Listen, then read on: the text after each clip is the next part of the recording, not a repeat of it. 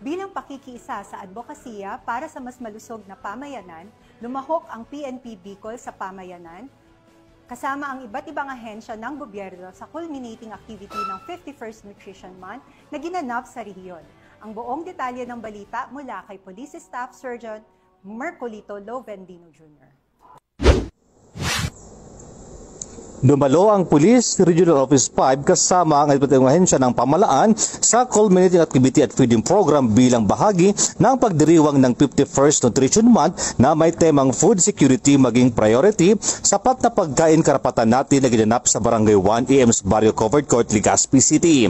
Ang bawat kinatawan mula sa iba't ibang ahensya ng pamahalaan ay nagbigay ng kanilang mensahe ng suporta.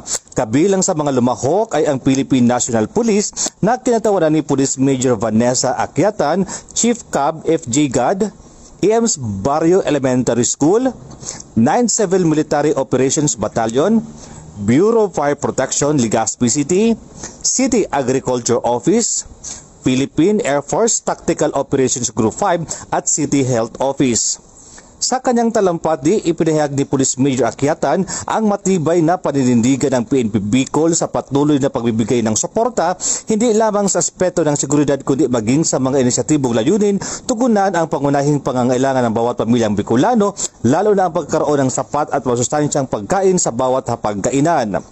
Nagpaabot din ng pasasalamat si Honorable Veronica Heraldino, punong barangay ng EMS Barrio Barangay 1 Legazpi City, sa lahat ng mga dumalo at nakisa sa selebrasyon. First, thank you very much.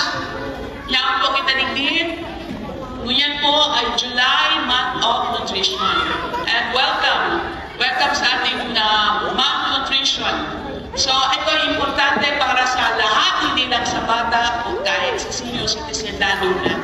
Pero sa atin lahat ay importante po ang Nutrition Month. Naging benepisyaryo ng programa ang mga batang may edad 1 taon hanggang 7 taong gulang kung saan tampok ang mga interaktibong gawain at pamimigay ng masustansyang pagkain upang mahikayat ang malusog na kaugalian sa murang edad.